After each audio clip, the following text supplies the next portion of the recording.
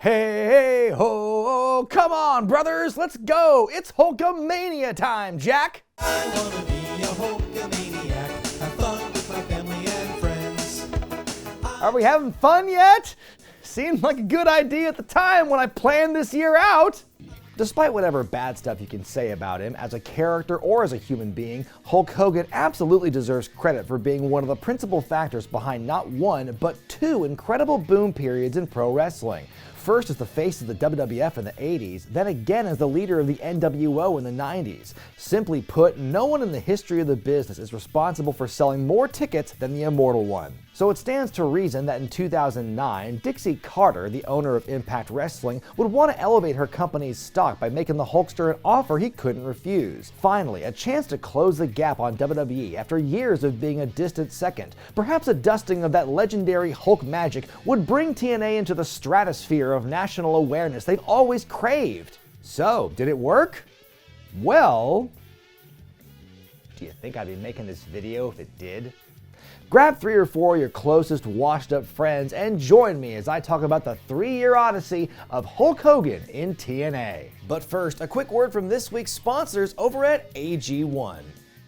We've secretly replaced Big Hoss McGraw's morning pilly gimmick with AG1, the nutritional drink that makes living healthy easy. Let's see if he notices. What the hell happened to my pilly gimmick?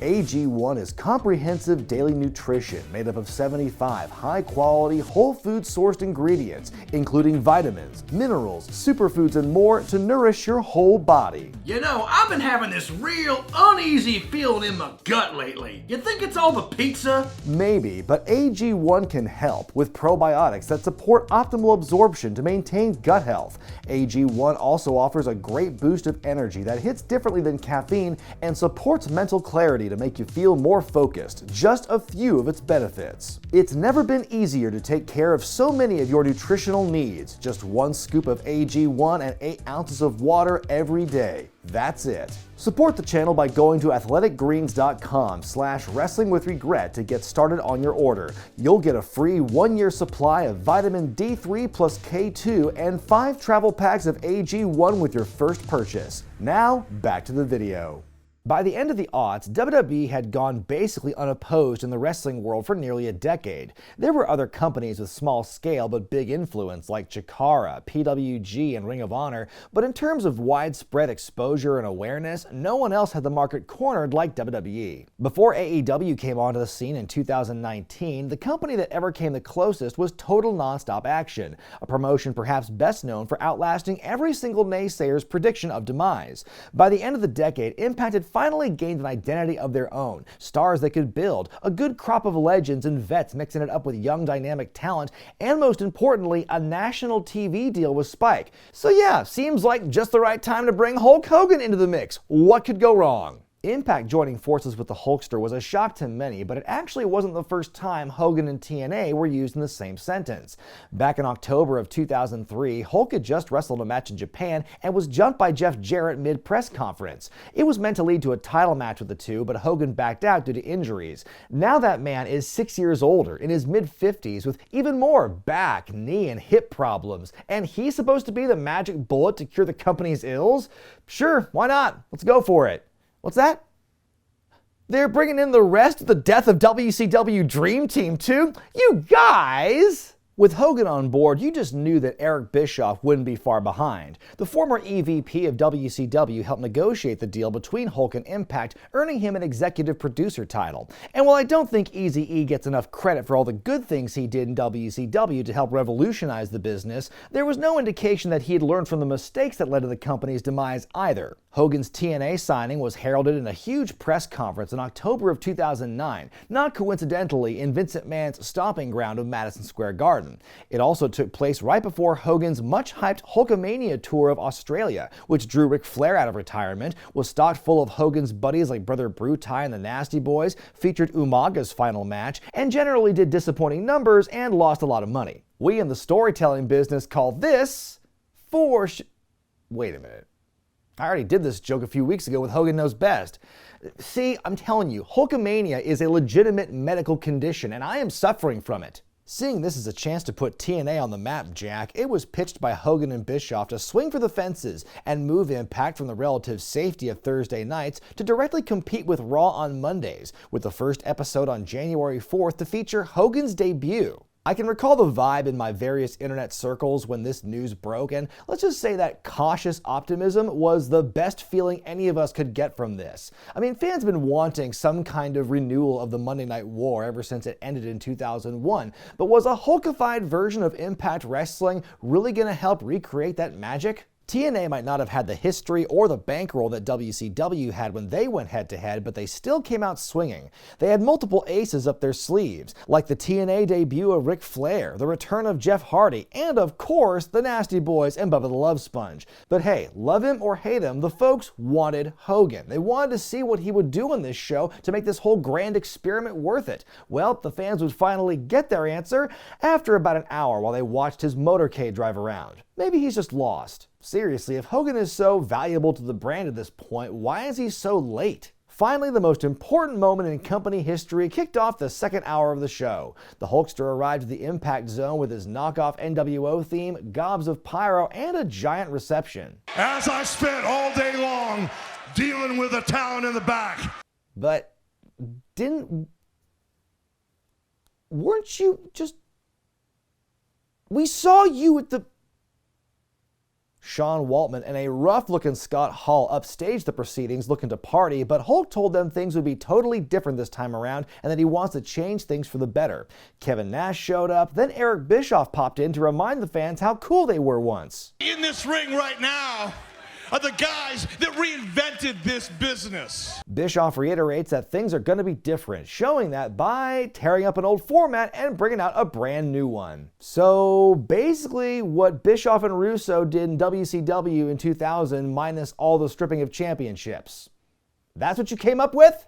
If you can't talk and you can't wrestle, pack your bags and head up north. Just like I'll be doing as soon as the wind changes, brother. Hogan was clearly painted as the good guy in that segment, which made his later appearance with Jeff Jarrett kind of weird. Double J made a heartfelt speech about the company and how much it had to overcome and the future stars that he took a chance on before Hogan interrupted and just punked him out for running TNA into the ground, which is why he's the man working with Dixie Carter now.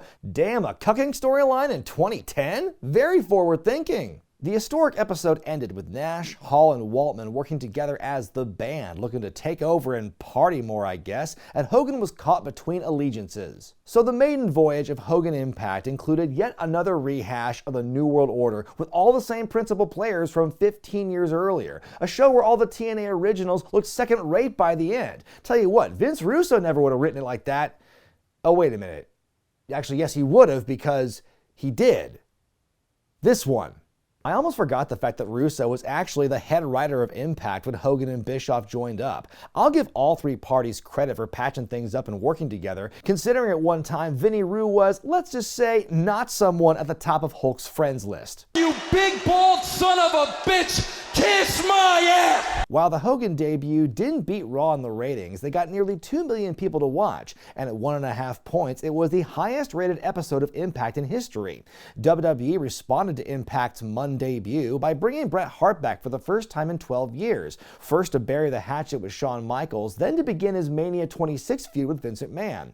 Aside from Hart's appearance and maybe Chris Jericho doing the Hogan taunt in his match, WWE didn't seem too worried about their territory being encroached on. Okay, so Hogan shows up, he brings all his friends in, guys like AJ Styles and Samoa Joe are put in the back burner. It's a big WCW XWF reunion up in here. How else can we emphasize just how scared we are of fancy, newfangled things?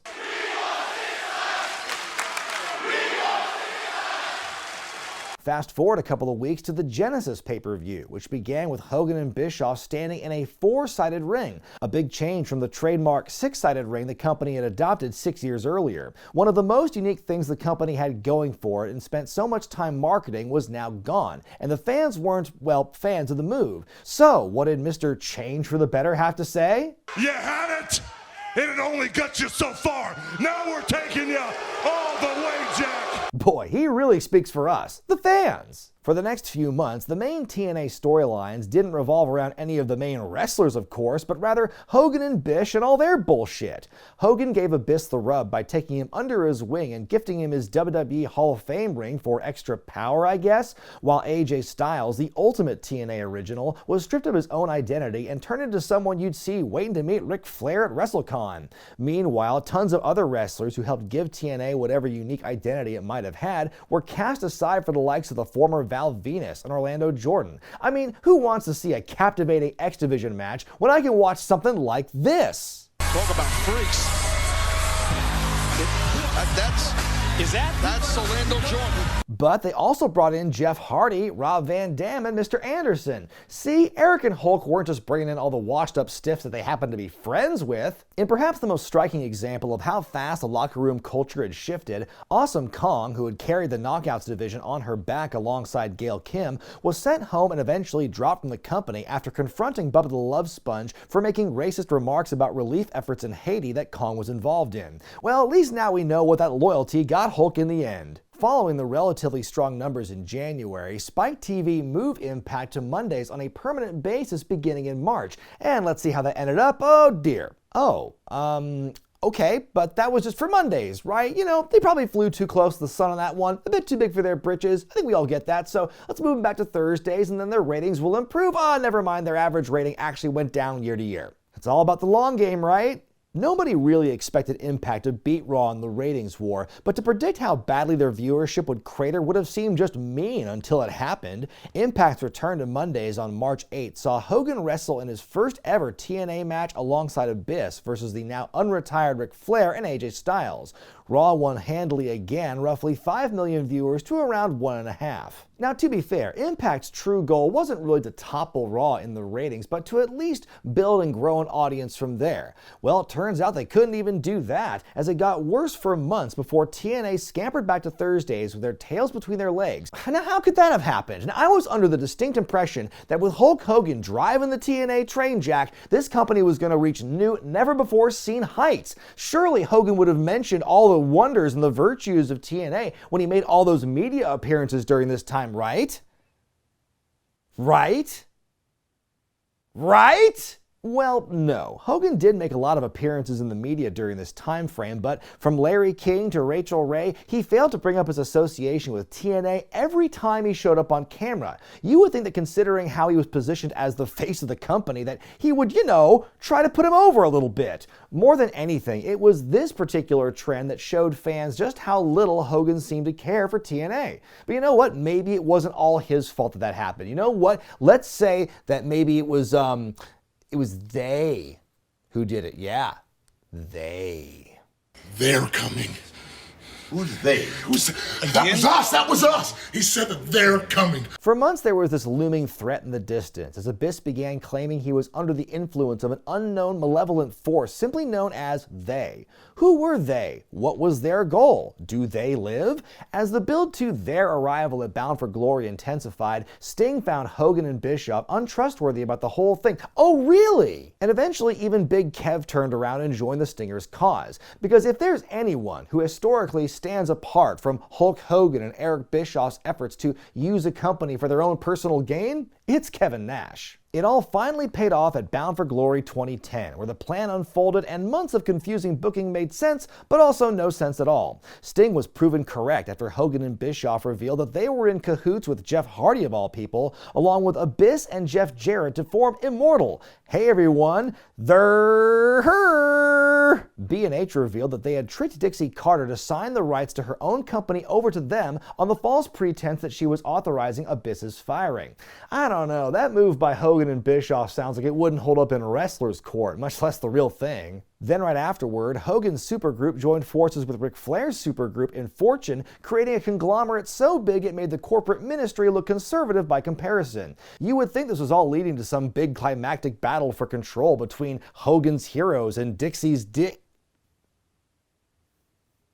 But instead, Carter simply filed an injunction against Hogan for his general misdeeds, taking the Hulkster off TV for several months so he could get major back surgery, but not without a hook in place to ensure his inevitable return. Fast forward to March of 2011, the Hulkster's back, Jack, and his back looked jacked with that ridiculous tattoo. Hulk revealed that he had finally won control of Impact after months of legal wrangling with Carter, only for he and Eric's plans to go up in smoke when Dixie fired back with Mick Foley as network representative.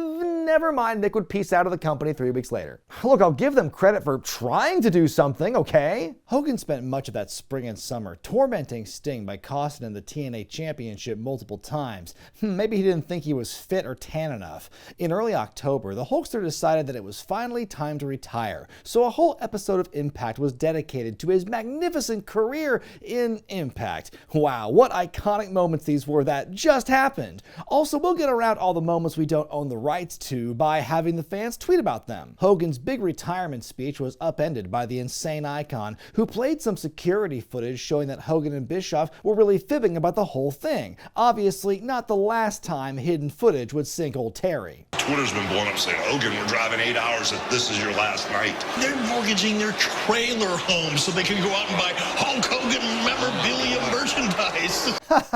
We're so rotten. An enraged Hogan finally gave in to Sting's request for a match at Bound for Glory. This fight would happen for control of the company. That's right, fresh off the latest of his many lower body surgeries over the years, the 58-year-old Hulkster was going to get back in the ring all on his own with no tag partners to protect him. Sounds like it's gonna go great. These two fought as if you and a friend picked up a wrestling game for the first time and only knew how to throw punches and kicks. This spectacle featured Ric Flair in Hogan's corner and Eric Bischoff's son Garrett as the special referee, just to really stack the odds against the Stinger. Sting bled, then Hogan bled after being caught blatantly on camera gigging himself. I'm kinda surprised Flair didn't join in. Then we got the finish we should have seen at Starrcade 97, with Hogan tapping out quickly to the Scorpion Deathlock. The match was a foul stain on both of their legacies, and once again proved that coulda and shoulda are two very different things. Man, I don't know why, but for some reason, I just blame us for allowing it to happen. But right after the match, Hogan had a change of heart and turned face on his heel cronies to save Sting after the bell, which is about as close to an apology from him you're ever gonna get. Hogan took another sabbatical following his face turn, but did perform in January of 2012 for Impact's UK tour, where he wrestled his last ever match, teaming with Sting and James Storm to face Bobby Roode, Kurt Angle, and Bully Ray. Hogan came back to TV in March and accepted Sting's offer to become the new GM of Impact. The first couple of months under the new and improved Hogan era were pretty ho-hum, until one fateful night when someone in the upper brass turned on the TV in their hotel room and discovered a little show on FX about motorcycle gangs. Yo, we're not cowards. Oh, so this is how you come at me? We're not cowards. Ah yes, the Aces and Eights storyline, quite possibly the most successful angle Impact has produced in the last decade or so. I've already covered it at length in a separate review, so I'll do my best not to repeat myself here, but honestly, Hogan doesn't see much of this first act, as he was beaten down off camera by the mysterious biker clan and written off to get yet another back surgery. Hogan returned in November, but the landscape had already drastically changed with Aces and Eights running rampant. And not only that, he was now being inserted into a reality TV storyline come to life in a different staged medium. I never want to see you with another wrestler, especially him. It's time to talk about Hulk's oldest child, Brooke, who by this point had seemed to abandon her dreams as a fifth-string Britney Spears and settled for the family business. Austin Aries snitched on Brooke and claimed that she was having relations with Bully Ray. Apparently, Bully had never seen an episode of Hogan Knows Best in which Hulk regularly claimed rights to Brooke's sexuality in perpetuity because, boy, was he in hot water for that. It got even worse for him when Hogan caught Brooke and Bully sitting by a car. Kissingger. I'm sorry, I had to make it rhyme. And promptly suspended Bully for it. Bully went on to save Brooke from a kidnapping attempt at the hands of A's and E's and rode the high of that moment to propose to Brooke, which she happily accepted. I mean, if Hogan really wanted to get Brooke away from Bully, why wouldn't he bring up his fetish for powerbombing women through tables? But this was no 2005 Hulk. 2013 Hulk was a kinder, gentler version who finally began to trust Bully. And so on the January 17th edition of Impact, he walked Brooke down the aisle for their wedding. And because it was a wrestling wedding, wedding, of course there had to be some aces and eights shenanigans. Hogan finally relented and reinstated Bully Ray, using his authority to push Ray through to a world title shot at Lockdown. In a shocking instance of Hogan allowing himself to be out-politicked, it all turned out to be a ruse, as Bully Ray defeated Jeff Hardy for the TNA World title with help from aces and eights, revealing himself to be its president. Hogan would first blame Sting for convincing him to trust Bully Ray, which is a hilarious passing of the buck, before they soon mended fences. Hulk then spent months trying to take Bully Ray down, even sending the main event Mafia after him, but somehow the champ was able to keep overcoming the odds. But no amount of sneaky heel business can withstand the ultimate weapon: lazy booking! Brooke Hogan's deal expired that summer, and she very casually announced her divorce from Bully on an episode of Impact before leaving the show completely to go back to her home planet. Hogan finally got a parting shot in the group by forcing Bully to defend the title against one of his own teammates in Mr. Anderson, and that was about the last big move of note that Hogan would make for the company. On the October 3rd episode of Impact, President Dixie Carter, who by this point was playing a heel, awesome, made Hogan an offer to join her as a business partner. By the way, at this point, I am just so confused at the kayfabe corporate hierarchy in this company. Who is running what? The Hulkster refused Evil Dixie's demands and began to walk away, only for Dixie to desperately cling to his leg on the way out, his final on-air moment in TNA before his contract expired. It's as perfect an image to sum up their relationship as any. So how do we summarize Hulk Hogan's time in TNA? I suppose the most diplomatic way of describing it is, his presence lent a small but noticeable boost at the onset, but that boost quickly evaporated once fans could see where things were going. First things first, nostalgia is real, so I get why Dixie Carter wanted to bring Hogan in, but that nostalgia pop wears off real quick when the man shows up every week, especially in a non-wrestling capacity. Hell, he wasn't on TV every week when he was the WWF or WCW champion, but I guess that was for him to know and her to find out. While the company did have some intricate storylines planned out, the build to the Immortal reveal, the Hogan-Sting match, and most of the Aces and Eights angle for instance, when they weren't cursed by firings, surgeries, or contracts running out, another big problem was that they all lacked satisfying conclusions that would get anyone new over, save maybe for Bully Ray. No matter what happened, the focus kept going back to Hogan and his antics, either as a heel or a babyface authority figure, without the ability for him to physically deliver on a satisfying blow-off. TNA had a history of often cannibalizing itself in favor of cheap nostalgia, and Hulk Hogan's time in the company was the most egregious example of that at the worst possible time, derailing the company of the momentum they had built and were going to get back for years. Before Hogan arrived, TNA averaged a 1.14 rating in 2009, about on par with ECW on Sci-Fi. By the time Hogan left in 2013, the average dipped down to a 0.99. Many longtime veterans of the company had abandoned ship, most notably Jeff Jarrett that December, partially frustrated by Carter's insistence to follow the Orange Goblin to the end of the earth. Finally, at the end of 2014, Spike dropped TNA from its programming lineup. Hulk Hogan and Eric Bischoff were able to manipulate a relative babe in the woods in Dixie Carter and convinced her that only they knew how to turn TNA's fortunes around despite zero recent evidence to prove it. Bischoff's greatest idea came nearly 2 decades earlier, and it wasn't even his idea. It all comes down to a return on investment, and TNA's insistence on making Hogan a retired wrestler the focal point was absolutely detrimental to the company. The greatest asterisk on Hogan's legacy will be that in instances where he could have tried to elevate wrestling and leave it in a better place than he found it, he has always chosen to serve himself and his own needs, leaving scorched earth in his wake. Well, I think that about covers it, but hang on to your pythons because HulkaMAYnia is far from over. Next week, I'm going to look at Bound for Glory 2011 and see if the rest of the show is any better than what Sting and Hulk Hogan provide in their match. Be sure to give the video a thumbs up if you like it, comment below, subscribe to the channel, hit that bell icon to get all the notifications. I'm Brian Zane, and I'll see you next time.